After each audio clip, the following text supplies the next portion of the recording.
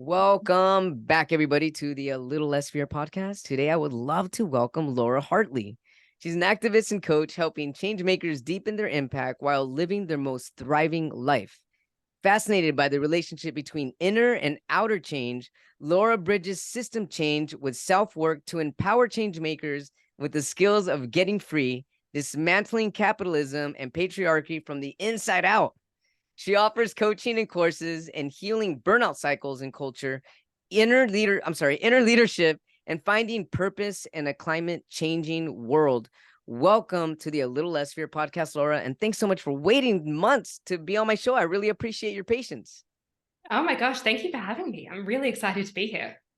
This is an amazing topic. These topics that you have are incredible. They're exhilarating. Actually, when I was going through your profile, I was looking at your topics and I was like, wow, cultural detoxing, the intersection of spirituality and social change. Holy moly, I can't wait to get in this. But before we get into the nitty gritty, what brought you to this incredible journey that you're currently on right now? Oh gosh, big question. Yeah, it is. Fun question. My work is really informed by two different spaces. One, my passion and my love for introspection, for the contemplative world, for spirituality, for personal development. I was raised in a house that was absolutely surrounded by different teachings in this field. And it gave me at a very young age this sense of agency, that we have the ability to choose how we want to respond to the world. But I also found that sometimes that world can be a little bit lacking, that it doesn't necessarily address the problems that we're facing. It doesn't look at climate change. It doesn't look at patriarchy. It doesn't look at white supremacy. It doesn't look at any of the systems that have built our world and our relationship to those systems.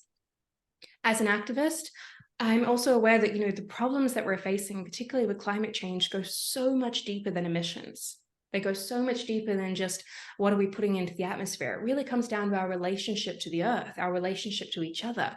It is, in its essence, a spiritual crisis. And so bridging these two worlds of activism and spirituality really kind of led me in the path that I am today. I love how you said this. Our relationship to earth is a spiritual crisis. That's Absolutely. incredible. Let's talk about this a little more. How is our relationship to the earth a spiritual crisis? Well, first of all, how do you define spirituality? What does spirituality mean to you? Oh, good question. To me, I think spirituality is really just about connection to something larger than ourselves.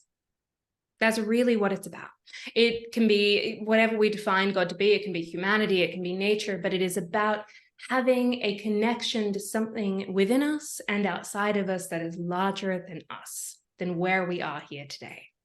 And I think when we're looking at this idea of our relationship to the earth, what do we see the earth as for?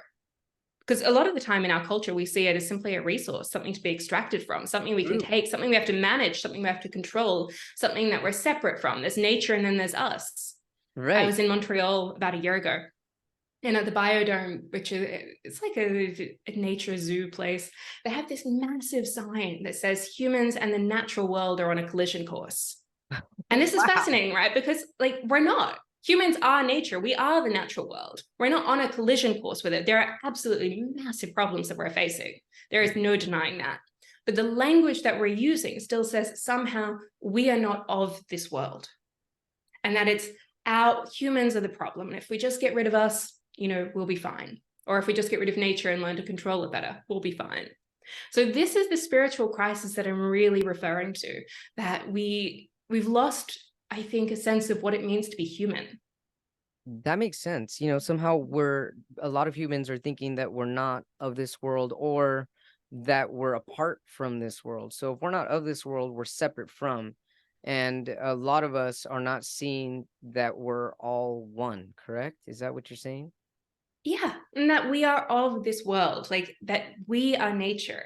So there's especially when we live in huge amounts of cities, perhaps we don't get us outdoors as often as we like. I live in the downtown financial core, so I know what that is like.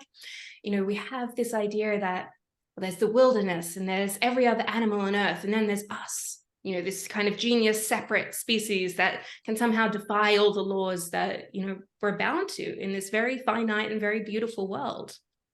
Why do you think humans feel this way? I don't think all humans do. I think it's cultural. I think it's also Okay. embedded into our systems, and our systems like capitalism are founded on this idea. I think that when we see the idea that we are not a part of nature, and we've been conditioned over an incredibly long period of time to be disconnected from our bodies, to be disconnected from our hearts, to be disconnected from what is meaningful to us, to start to see us as superior, to kind of, again, lay in that kind of domination paradigm, well, that protects the status quo. It protects a lot of power structures, and it keeps the world running exactly as it is.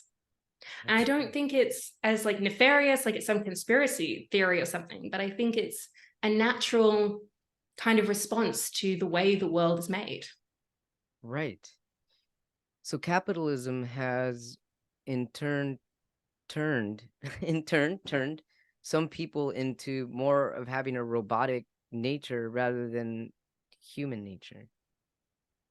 Yeah, there's a chicken or egg thing with this belief and our story of separation. I don't think it's entirely the fault of capitalism. I think in many ways it probably pre-exists capitalism, which isn't that old.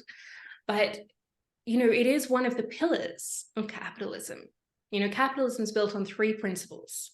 First, the pursuit of infinite growth on a finite planet. It is obsessed with growth. It only knows how to define success as growth. The second is this manufactured production of scarcity, right? Yeah. That's kind of baked in scarcity because you can't Right. have infinite growth if we don't have scarcity to drive that growth. True. But the third is this devaluation of like really beautiful living systems like jungles and forests and oceans and our entire human body to lifeless resources, to something that it can extract and take from. Without that worldview, it's very difficult to embed the scarcity and to pursue the infinite growth that it's really after. That's incredibly true, and that's a really beautiful way to think of it.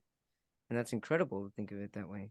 I'm still really super duper fascinated here about our relationship to the earth being a spiritual crisis because I feel connected to the earth, and as much as I can, which hasn't been lately, but I love to go for walks and I love to walk in the park or take my grounding and really feeling the magneticism that earth has to provide and giving me that natural energy. And speaking of the word natural, right now as I'm thinking that even the word natural has the word nature in it, and people are trying to do things as natural as possible but yet still leaving nature out of natural.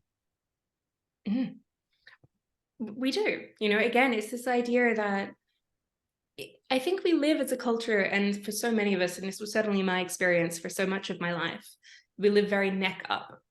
That we kind of see us as just consisting of our thoughts, our stories, the way that we make sense of the world, and we neglect everything that is happening kind of, down below. Like, what are all the feelings and the sensations and the wisdom that I'm getting? And then, Yeah. all of a sudden something happens in our body. We get the tingles or we get these little like butterflies. And, we're just like, oh, that's interesting. But like all of this, we are part of the natural world. We are sensing and relating to everything around us all of the time. So like, we also have this idea as we live through the climate crisis that again somehow our worries or our fears are all this kind of intellectual experience, but our bodies know what is happening in this world. Our bodies are relating to what is happening around us in the ecosystems that we're a part of. How It so? makes sense that we're anxious, that we're scared, that we're experiencing all of these things in this time. How so? How do our bodies know this? I think it's intuitive. I think in the same way that we have no problem imagining that bees and birds and insects know what is coming, that so many animals are in tune with the world around them, that we think that somehow we're not. Our bodies know, even if we intellectually are not always aware of what that means or aware of our understanding of it. It's this kind of primal connection that our bodies are aware of where we are, they're aware of their safety, and they're aware of their connection to life around them. Just made me remember just a couple weeks ago there was about a week ago there was an earthquake nearby, and I remember talking about earthquakes and just like a week before the earthquake happened. And that actually makes me, I wasn't aware that I was perhaps maybe tapping into some type of intuition that I have connected with the earth. But now that you're talking about this, it's making me feel that that's actually where that Wonder where that came from. Oh, what a coincidence. I was just talking about this. It's never just a coincidence that I was tapping into the consciousness of the earth and what was going on in closer proximity to me. That's really fascinating. Absolutely. Yeah. And like, look, we as a species, like, perhaps our culture aside, currently, like present day, like there are so many cultures on this earth that have had such an in tune knowing with the world around them, being able to sense such incredibly subtle signs and changes in the natural world. And this idea that this just kind of goes away, we might not recognize it, we might not be in tune with it, we might not be conscious of it. But Right. those patterns of seeing and sensing around us is still there. So how can somebody become more spiritually inclined to be connected to the earth? How can somebody become more spiritual with the earth and intuitive about it? Or how can somebody begin to, let's say this is the first time somebody's heard this idea, how can someone start? Oh, I think start wherever we are. For me, one of my practices is watching the birds. That, as I said, I live in this like, high-rise city, and there's very little nature around. But I do have lots of like pigeons and seagulls and like, various other birds that are flying about outside. And there is this practice of watching the birds and watching them fly that kind of puts me into a state of stillness. Now, that's just one place, but I think if we're looking at earth connection as something that we want to cultivate, start, Yes. looking at the trees, start noticing them, start noticing their roots, notice their leaves, start talking to them. There is no harm in that. Somebody might say you're crazy, but like, what's going to happen? We just commune with our own psyche. Like, Right, there's right. no harm. Okay. It's like, talk to the trees, watch the birds, notice what is around you, notice the little bits of grass that are coming through the sidewalks, and just start to notice our own body. So often when we think about nature, we think, again, it's outside of us or it's out there. It is here right now. What am I feeling? What am I feeling in my belly and my chest? Yeah. What do I notice in my energy? Am I tight anywhere? Am I tense? Like, how can we start to just work with what we've got wherever we are and just pay attention to it? I think from the attention, the practice can develop. I love this. Being more being more present with your current surroundings and as simple as looking at a bird outside and kind of honing in or zooming into the bird's wings and how it's soaring in the sky and even the feelings that that bird brings to you when you see that bird flying so freely and beautifully up above you. All of this Well, I stuff think can help you connect. it can. And I think, part of what comes from this connection and from this awareness is the recognition that these things are not just resources, right? That these trees are Yes. not just wood, that Right. the ocean's not just there for, us to look at or us to enjoy. Like, everything has a place, everything has a season, everything has a cycle. And so it's Right. from the attention that we start to see, actually, no, this is alive, right? This Yes. has its own system that is happening within it. There is so much here that my body is alive. I am alive. What is that Right. for? Like, so it's this awareness that brings us back to the aliveness that is kind of encapsulated within everything that we so often miss. I love this because the earth is alive. And a lot It of people is. don't see it as a living conscious. People don't even realize that it has a consciousness. No, we don't. Well, we don't think about the earth that way. We Right. again, we see it as a lifeless resource, something to take from. But That if sounds we saw it, awful. A lifeless resource? That sounds awful. but if we saw it as alive, I think we would find it impossible to do what it is that we do in this world. To be in the crises that we are in, Mhm. we couldn't be here if we saw this world as alive, if we saw us as stewards of this world, if we saw us as a part of this world, we would not be doing the things that we're doing. We wouldn't be in the crisis that we're in. So that perspective has to change. How do you envision hypothetically the world could change if people started waking up to the fact that the earth is as alive as we are? Rob Hopkins has this quote that I love to share. He's talking Okay. about climate action. And he talks about, if we wait for governments, it will be too little, too late. If we work as individuals, it won't be enough. But if we act as communities, it might be just enough, just in time. So for me, this reconnection to the earth is just the first layer. That it's about also putting us in touch with what really matters, what brings us meaning, who's in our community, how connected are we? Are we talking about what we're feeling, about what we're going through, creating a sense of safety, a sense of belonging? I think when we start to cultivate that connection, we also start to have ideas. We're like, hey, wouldn't it be great if we actually started this, initiative? Like, none of us seem to have this, or are any of us really happy with the lives that we have? So for me, it's about it kind of driving us into community. It's not about it ending with the individual practice. It's about the wider collective that can emerge. I love this. So by creating a community, people start to collectively come together, share ideas, and basically vibrate from off of each other's frequencies of like-minded thinking, and therefore having similar perspectives and helping raise the vibration of the planet.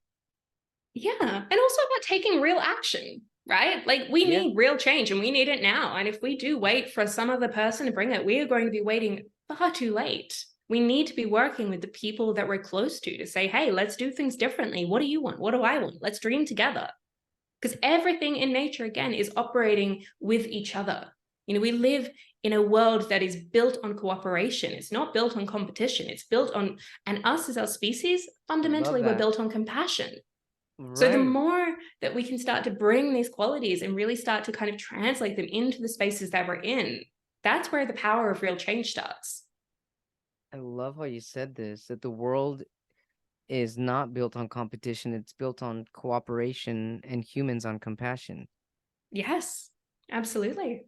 And so we can come from a place more from our humanity, our compassion, and coming from a state of compassion, you then become more cooperative because of the compassionate nature within ourselves. And that opens up the possibility to eradicating the competitive mentality and really just coming in together and for the purpose of love, really, of Yeah. loving one another, loving the planet all together, all as one. It starts here. It starts where we are. It starts in the communities that we're in. This isn't about waiting for some power structure somewhere to change. It's not about us operating as individuals, because that is also not enough. But it is about using our individual practice to call us into the world, to call us into the spaces that we're in, and to enrich them with the values that we want to see. This is beautiful. This is beautiful, Laura. Laura, how do you reconnect to the earth? Because I mean, we do at some point I mean, at least I do. I get crazy busy. I'm working, I'm editing, I'm teaching, and I'm driving, I'm traveling, and I'm stressed, and all these things happen, and I forget to ground myself, or I forget to go on a walk, or I forget to talk to the trees. Yes, I do talk to trees. You mentioned talking to trees. I talk to trees all the time, but sometimes I forget, and I'm walking and I'm passing these beautiful willow trees, and sometimes I really have to stop and be like, wow, look at this tree. It's beautiful. You're beautiful. But sometimes it takes me to go back out there and really calm my mind down. But how do you reconnect? I can imagine you get as busy as well. Oh, absolutely. I mean, look, I do all of those things. For me, it's also about water. I was raised near the ocean. I love the ocean. There is something about it that is like just so powerful. So for me, lakes less so, but any large body of water that I can get into, that's where I connect. That's my space. What does it feel like for you when you reconnect? Open, open and slower. A few months ago, I was in this space where I was trying to launch this course, and I felt like I was supposed to do it now. And I was really pushing myself to do all of these things. And I was quite stressed and a little uptight, as you can probably imagine. And my partner and I, we went on this hike and we went out to the lake, and we just stopped and we just sat there for like an hour, just watching everything go by. And there was no one else around. I was very fortunate. And I just realized that, nothing in that environment was fighting or resisting like I was. It wasn't pushing like I was. Everything was getting done. Everything, that needed to happen was happening. It's not like there wasn't effort either. There definitely was effort. Like, the idea of a bird, again, it's flying. That takes effort, but it wasn't pushing in the same way that I was.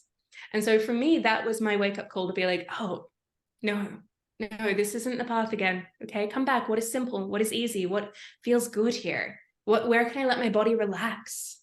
So much of my practice, especially when we're looking, anybody who's struggled with burnout, for example, Yeah, we're often so tight, so stressed. Where can we let our body just relax, just open up, just trust that guidance? Because that's the same space as connecting to the natural world. that's incredible and that's wonderful. So when you reconnect to the earth, it allows you to slow down and see the beauty of flow all around you, effortless, with no resistance, and just allowing nature to take its course. Yeah. And about trusting, right? Trusting ourselves. That's really what it's about. We live in a world where we are so conditioned to push, to hustle, to fight, to keep going, where we live in systems that are built on scarcity, that are built on uncertainty. And so amongst all of that, it's very, very natural that we're going to like try and grip and find some safety and hold on. But that doesn't actually serve us. Like when we live in that state long term, it is not only part of what's perpetuating these systems, it is also what is harming the world, but it harms ourselves. So about returning to this space of just, letting go, okay? Noticing, where can I let it be easy? Where can I have a little grace here, a little gentleness? Where can I see, maybe I can't see where I'm supposed to be going right now with my eyes, but I can feel it inside in an inner compass. So for me, all of nature connection is really about this. It's guiding us in our lives. And that is how people can get in tuned with their inner compass, by basically slowing down and really feeling what's more natural for that specific person. It's one way. Again, I mentioned, we're very conditioned in our culture. I sometimes use this term internalized capitalism. And internalized capitalism is just the toxic message that we receive from a system built on what I was talking about before, right? Infinite growth, scarcity, and the devaluation of living systems. When we internalize that message, we receive the idea that our worth is the same as our productivity, always what we produce. And so we end up feeling like, I should have done more today, or, I was so lazy on the weekend. I didn't leave the couch, right? Lazy being, something somewhat shameful. We feel like there's never enough time, never enough resources. I haven't done enough, and we just keep pushing. And so the shoulds and the stories that we carry are really preventing us from following an internal compass, right? Because we're not doing what we want to do. We're not doing what feels good. We're not actually honoring the fact that on the weekend, we did exactly what we wanted to do. We're shaming ourselves for it. Right. So like the nature connection is one aspect I think is really important, but I also think it's important to like identify the stories that exist in our culture, the stories that exist in our families, the stories that exist in our psyches that drive us to do what we do, and start to unravel them one by one. Is this how part of what you do with your clients in your coaching program? Yeah. So, I work with a lot of changemakers, activists, world builders. And so we look at this idea of, well, how do we move from the world as it is to the world as it could be? Right? Because we're living in a liminal space right now. But that means we do need to untether ourselves from the stories that have made our world. We have the story of capitalism, as I've said. When we look at the messages that so many women receive from patriarchy as well, usually of like not being good enough, or like a system built on shame. We look at how we've internalized those messages. And it's in the getting free of them that we start to vision a new world, that we start to believe in our own agency and our own power again. So all of my work is in this space. World as it is, what makes it up? How do we get free? How do we start to remake the world so that it can be more just and more regenerative? I feel that it could be kind of challenging if you have some clients where they're on this autopilot way of thinking, where the shoulds and the need tos, like how do you actually get to work with clients and how help them realize that they're on this cycle of like these repetitive thoughts that are not serving them? How do you actually get them to shift their way of thinking, getting out of the shoulds and the need tos, and really just hone in on what matters the most? Yeah. So, two things. I think one is really developing like a two-way analysis, so that when we're looking at what we're experiencing, let's say, that I'm so lazy voice, or like I haven't done enough voice, I had so much more I could be doing. We know to look inwards, right? We know to look inward and say, okay, well, I'm feeling this. Where is this coming from? We also need to learn to look outwards. Who benefits when I feel that way? What suffers when I feel that way? I love that. Start to actually see, where is this coming from in the world? This isn't you, right? This is often a collective problem. And yet we're carrying it on our shoulders alone. True. Burnout's a prime example of this. Burnout is a system problem. It is a collective problem that we download onto individual shoulders and then say, well, you weren't resilient enough. Okay, you should have just meditated a bit more or done some more yoga and you'll be fine. It's completely untrue. We live in a system that is not built for the well-being of everybody. So we need to develop that analysis. But I also think, this work is a practice. Okay, like it's not a one-time event. It's not just like, oh, I won, I'm done. I went down the river, I bathed, and now I'm free and I'm good. Like it's like the day-by-day work of being like, no, okay. Like, oh, I noticed a story. Okay, I'm feeling this. Okay, what do I want to do? It feels uncomfortable. Can I turn towards what feels authentic? Maybe I can't. Oh, that's okay. Maybe I'll do it tomorrow. If I can, great. It is the practice in this work that's important. I love what you said right now. Turn into what feels authentic. How does somebody find out what feels authentic to themselves? I think we notice our body. You see it. It's very intuitive. People light up when they talk about certain things. Their face just goes like amazing. Yeah. And sometimes, they feel like heavy and like down and closed. I often, to kind of give you an example of what I'm talking about, a few years ago, I had some friends who were looking for some help with like starting this movement, and they wanted some help with like leafleting and putting some like flyers and letterboxes. And I was like, yeah, sure. You know what? I've been a bit busy. I haven't been able to help much lately. Love to do that. Thinking I could just do it on like my nightly walk or something and, my free time. Turns out it wasn't anything like that. It actually turned into this like big thing with like 4-hour shifts and a buddy system. And it wasn't just like letterboxing, it was like door knocking. And I was just like, oh, hell no. I do not want to do this. Yeah. And so everything in my body felt closed and heavy and like, oh, I'm just like anticipating this. And I had all of these kind of stories inside me to say, well, I should do this, right? I said I would. I care about helping my friends. I like to honor my word. I can move these meetings around. It's fine. All the shoulds. And then I started to kind of question them, and I started to be like, okay, well, what do I actually want here? What if I just turned around and said, hey, I'm like really sorry, like, but this isn't for me, or I don't have the capacity. And I felt like this lightness, this expansiveness, my body opened up. And so that's, authenticness. That is what is true, right? That's the space that we're connecting to. So authenticity, it's kind of become a buzzword, and it can become kind of hard to understand. But to me, it is always about the things that feel honest, that generally feel good, or at least feel meaningful if they don't feel good. And that give us that sense of, ease in where we are. Yes. I love right now how you described your body with authenticity, because a lot of the times I hear what authenticity feels right to you, what brings you joy or happiness, but you're actually showing and demonstrating how it could feel within your body. You felt the lightness and the openness in your body, and that's what authenticity feels like. When you're being fake or you're doing something for someone else because you should, you tighten the situation and become restrained inner restraint. I don't know if that's the way to say it, but that's really what it feels like to me when you're describing it. And so Well, you yeah, can because what I actually would feel, have turned up and I would have been like, oh yeah, hey, happy to be here, and right, like here I am, and like I wouldn't have been happy to be there. Like right. I didn't want to go, but so it's that moment of like expansion that I think is really connected to authenticity. Why are people afraid? And I say afraid because it comes from fear. If you're not allowing yourself to be authentic, why are people afraid to show that authenticity? Why do you think that? Why do you feel that? We're conditioned not to. It also comes with risk, right? It comes with True. risk of rejection. It comes Right? with risk of shame, comes with Yeah. self-shaming, because like somehow we've often been taught from a very young age that authentic desire is somehow bad. And so of course it's scary.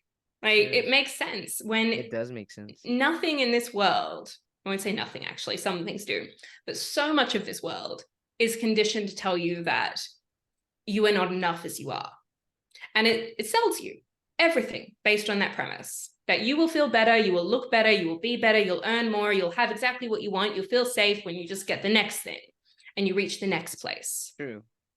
Okay, so to actually turn against the messaging of culture that says you are not enough, and to say, hey, but actually, what if I am? And what if I start to follow what feels good for me? What if I start to really trust this when my parents, my colleagues have all told me it's crazy? When who really can be a musician in this age and earn money? Or, the risk of starting a business and being an entrepreneur, it's going to be scary and it's going to be uncomfortable, but it is liberatory at the same time. And in finding something liberatory, that is where you start to cultivate your authenticity. Yeah. I love I think, this. yeah. And again, authenticity is also, we think of it as like innate, and I think it is, right? But it's also a decision. It's also the joy that we get to decide what we want to do with our lives, who we want to be. Every day we get to wake up and say, well, what is the difference I want to make in this world? What do I want to experience? True. We get to play. There is nothing set in life.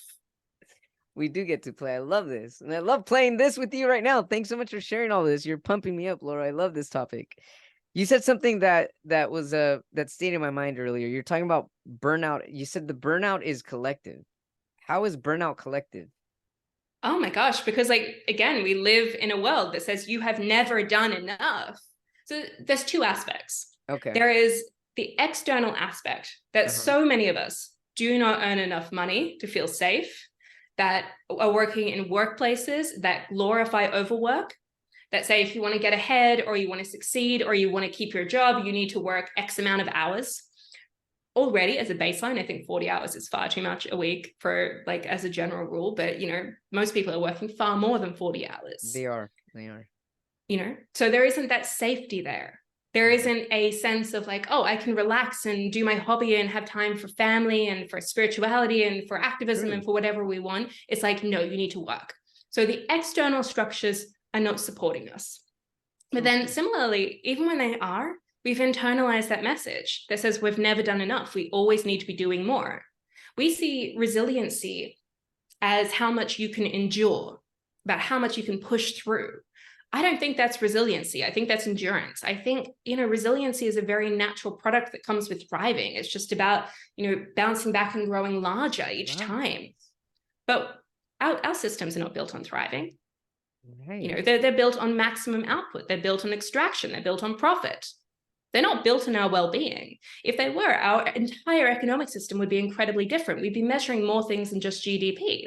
We'd be measuring, like they do in other countries, time use and well-being and living standards and happiness. But all of that sounds so light when you say like, oh, measure happiness. Why would we do that? But we can and we should. Yes. And that is when we can use the word should. Right? Yes, exactly. Resiliency comes from thriving. That is an amazing sentence that I haven't heard yet. That's wonderful, and that's beautifully said. Resiliency does come from thriving because being resilient comes from expansion. And yeah, that's what thriving is, expanding. That's really incredible, Laura. My goodness, you're blowing my mind. I love this. I'm so glad. So a question that I have here, how do we shift from self-care to collective care? I think both are necessary, right? I think, again, we've been sold this idea that self-care is just about like bubble baths or yoga or something you need to buy. And all of those things are great. Like if those make you feel good, do them by all means. But real self-care is about meeting our physical, emotional, and spiritual needs. But recognizing we are not just siloed individuals, right? Everything in this world is connected, you know, as we were kind of talking about at the beginning. We are part of a community. Our well-being does not happen alone. We can't thrive ourselves when nothing around us is thriving. Okay. I often give this story of like a tomato plant that, you know, when you plant a tomato plant in your garden and it doesn't grow, you know, it ends up kind of small and scraggly, we don't blame the plant.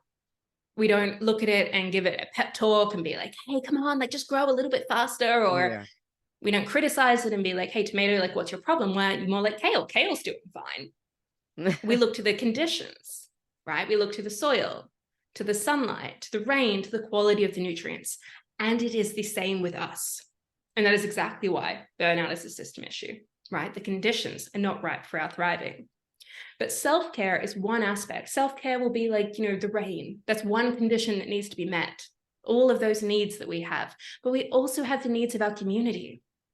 We need to be also looking at, once we're resourced enough ourselves, well, how am I supporting others? What are they feeling? What are they going through? When we go to the office, do we know who's looking after sick family members? Who's maybe sick themselves?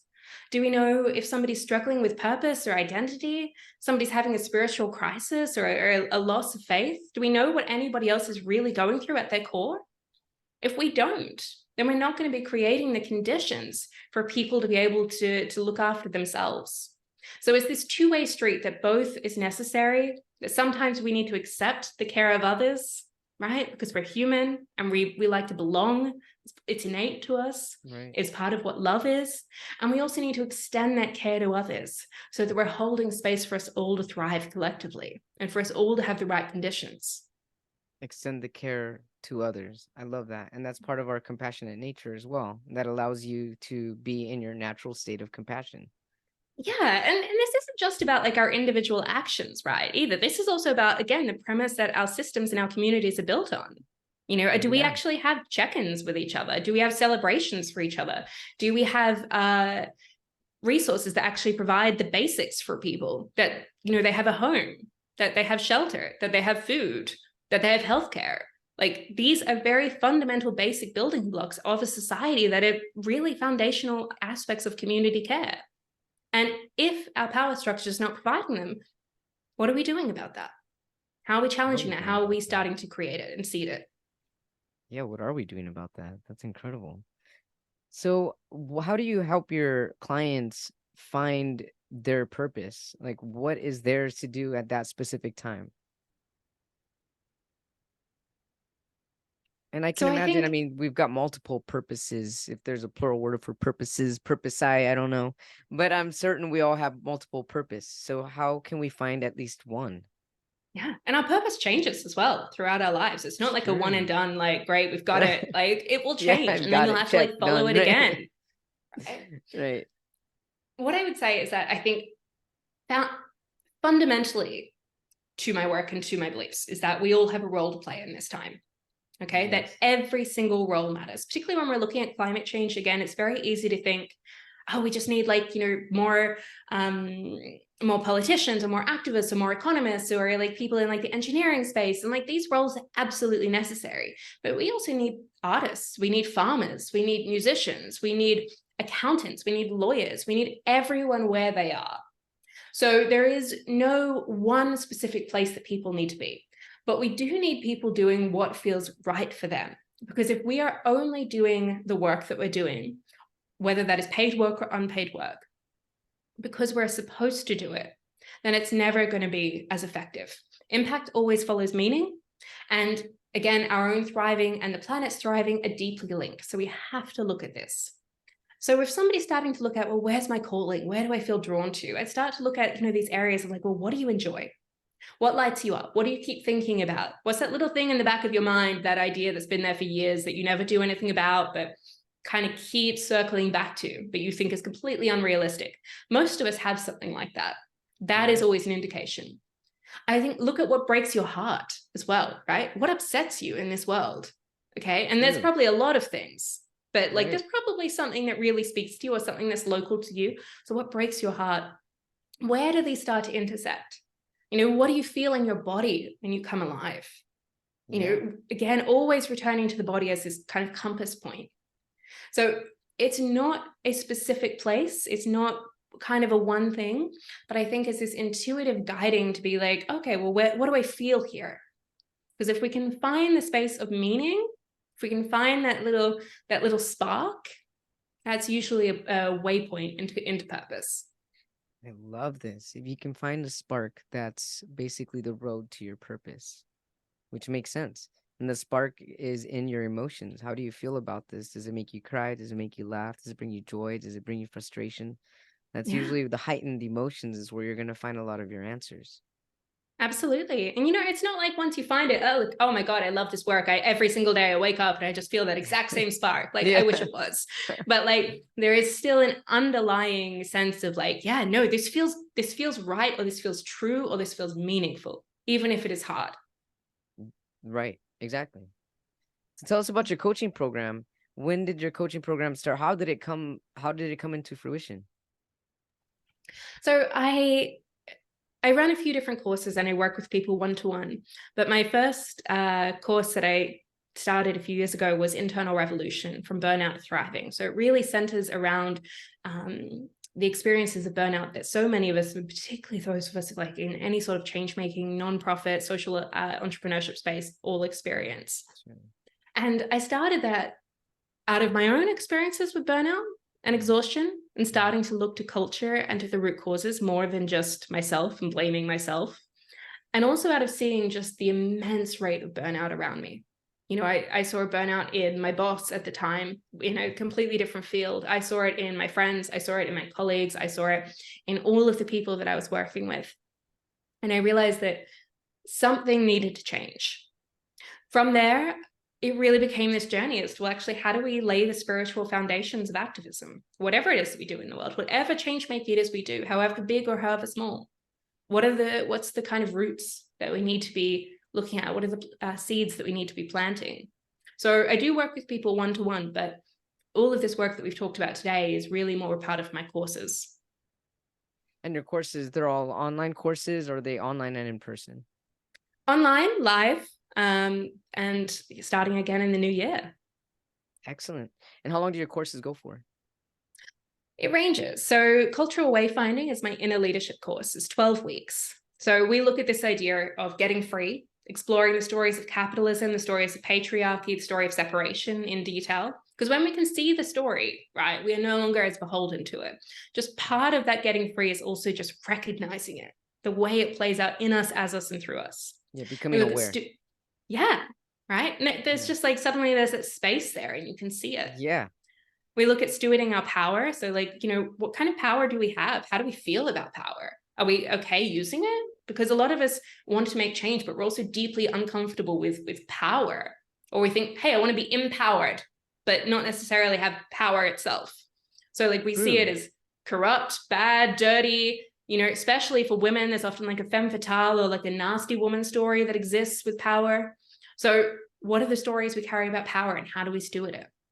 And then we look at this idea after that of finding what's ours. Because I think looking at our vision, looking at our callings, looking at the world that we want is always going to be deeper after we've done this other work.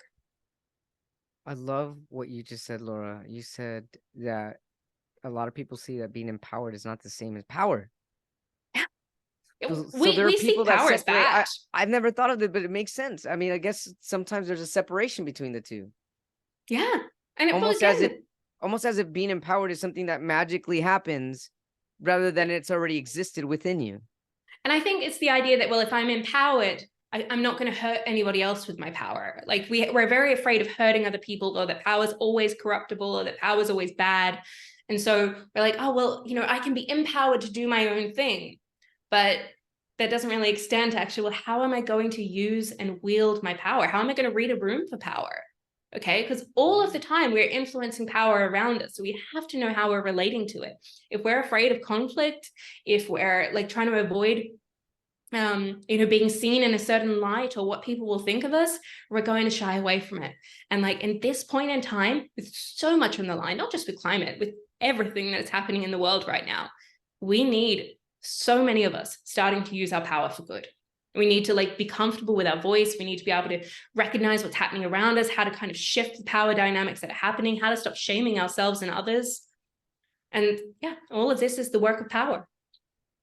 Do you feel that by utilizing your work of power and having your courses and integrating everything that you've learned, your wisdom and your knowledge, is helping others to become more aware with what they're doing with the earth and hopefully build your own community with everybody that you come in contact with? It is, I think, again, with all of this work of power, it's a practice, right? But, a part of my journey has absolutely been hey, own it, own what you've got, own your knowledge, share it. Yeah. Why not start a business? Why not share this work? So there's this element of backing ourselves that comes with claiming power. And it is fundamentally disruptive to the status quo. You cannot claim power. You cannot get free and do any of this inner work at this level when it's culturally related and not have it be disrupting the status quo. So all of my life is really to be in service to this idea of remaking a more just and regenerative world. That is what I've dedicated my life to. And to do that, I have to claim power. You're reclaiming power to regenerate the world. I think this is incredible. I think you're incredible, Laura. Thanks so much for sharing your wisdom, your knowledge, your passion on this podcast and with the world. How can our viewers, our watchers, and our listeners find your programs and find you if they need to get a hold of you? My website is laurahartley.com. I am also on Instagram at laura.h.hartley, or I'm on LinkedIn if that's your space. Excellent. Laura Hartley, everybody. Incredible, incredible time with you here. Thank you so much for waiting months to be on the show. It's been worth the wait always. And I'm just really excited to keep in contact with you. Yes, definitely. We're definitely going to stay connected here. Yeah, thank you so much for having me. It was so much fun, and all the best. Thank you so much, Laura.